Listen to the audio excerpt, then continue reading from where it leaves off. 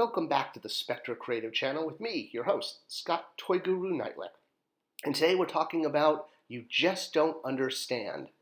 This was a book by Deborah Tannen, and no, we're not talking about Deborah Tannen's book, but we're talking about how she understood that men and women talk very differently and communicate differently using words and nonverbals. And this is very similar to how toy companies refer to things and think of things compared to the adult collector. As an adult collector myself, and someone who has worked in the toy industry for over 20 years, I've noticed that it's not just the way we look at things, but the way toy companies versus adult collectors use words to describe things, as well as our feelings and our attitudes towards product, which is very different. And I think an understanding of both of these, both the words and feelings that we share and don't share between toy product, is really going to help us understand each other better. So let's start with the words. As adult collectors, we have very different words that we use to describe things. As an example, a product that's only available at one retailer, like this Lego castle that's only at Toys R Us, and yes, I know Toys R Us is not around anymore, that's not the point. Or an action figure like this Justice League Superman that's noted as only being available at Target.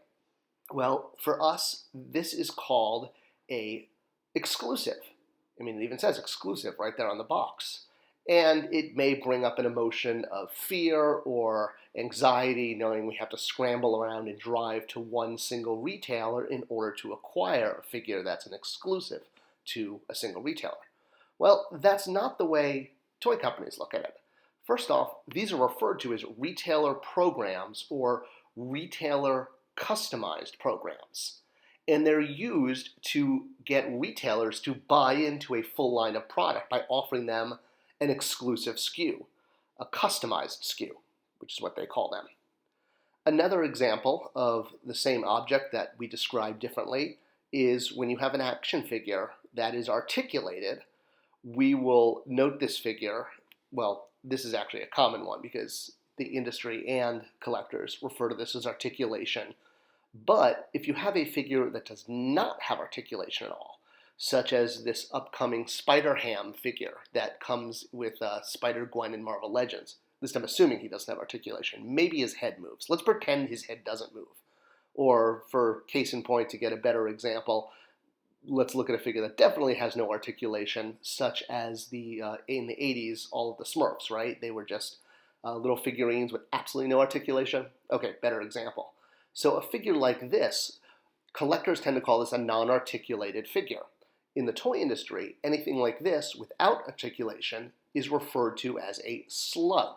And no, I don't mean like a slug, like something that's gross and slimy, because obviously slugs do have movement, whether they're, people dressed as slugs or regular slugs. No, it's actually one of those rare things in the toy industry that's connected to guns. It refers to a slug as an ammunition for a shotgun. Kind of weird. It's probably left over from like the 1950s, but yeah, that's why they're called slugs. Another good example of the same object with two different terms between collectors and toy company is when you have capes on figures.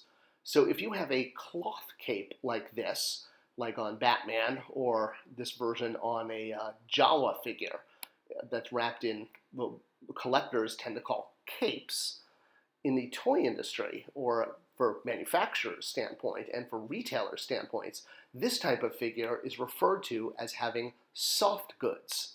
Soft goods is the term for basically anything made of fabric, from a backpack to a slipper to a t-shirt. But when you put fabric around an action figure, it's called adding soft goods to the figure. When you have a figure with multiple versions, collectors tend to call this a variant of a main character, like Battle Armor He-Man or Snake Armor He-Man or even Prince Adam. In the toy industry, this is called a refresh. A variant is a different term for the toy industry.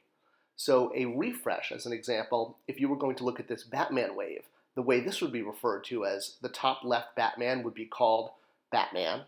The one on the right would be Hero, secondary hero. The one on the bottom left would be Batman Refresh, and the one on the bottom right would be labeled as Villain, at least as far until the slots were filled. That's how they would refer to them until the specifics were created. So a refresh is a second version of a hero in a different color or with different accessories. It is not called a variant. A variant in the toy industry is something like this, which consumers, collectors actually call a running change. So when you have a figure that ships one way, such as this third edition Wolverine back in the Toy Biz days, he at first shipped with the incorrect legs and then was changed to turn him into the correct legs. This is actually referred to as a variant or a running change by the toy industry, but collectors tend to only call this a running change. Well, actually, maybe they call them a variant too. But either way, that's what that's referred to.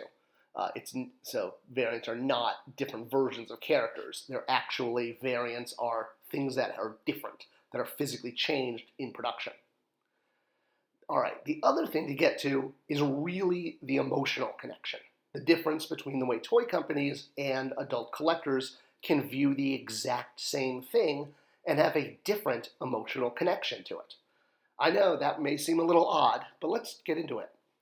And using this as an example, this is a famous illustration that can be seen both as an elderly woman with a scarf or an older or young woman. Or this, one of my favorite paintings, Ceci n'est pas une pipe, which means this is not a pipe, because this is a painting of a pipe. The different way you look at things can affect the way you're emotionally connected to it and the way you view it. For adult collectors, we view action figures as the reason we get up in the morning. They are one of our favorite parts of life, let's say next to family, friends, job, and finances. Hey, for maybe some people it's ahead of family and friends. Who knows? I'm not going to judge. But we dedicate a lot of space in our house or our man cave or our woman cave or our office. And to us, our action figure lines tend to be the center of the universe. It's our main hobby. It's what we think about all day. It's what's very, very important to us. We watch YouTube videos about it. We keep lists. We keep want guides.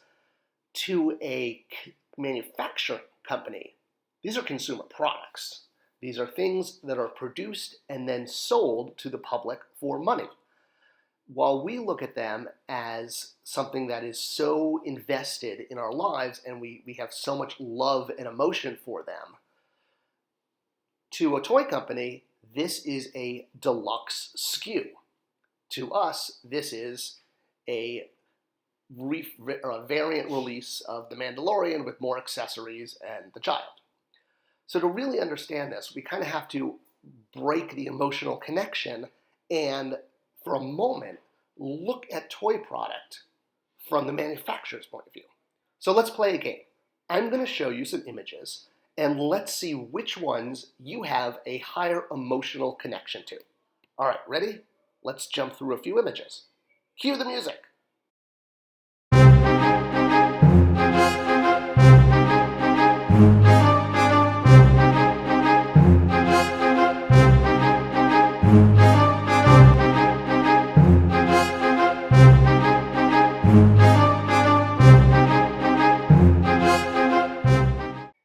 So I'm guessing there were a few images there that really stood out to you as an adult collector.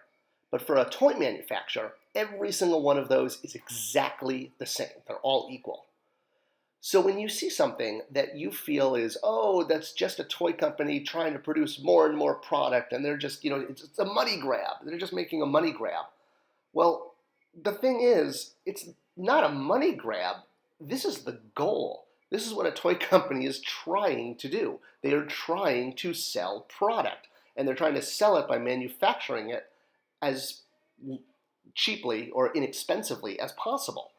Most toy companies are publicly owned and traded. There are some that are not, but regardless, all toy companies' goals are to make money and to increase revenue while decreasing costs. So while we can look at something from an emotional standpoint and say, oh, that's a money grab, or they have no feelings, this toy company, is just looking at things black and white and they don't care about us at all. It's not true. Trust me, I've worked for several toy companies.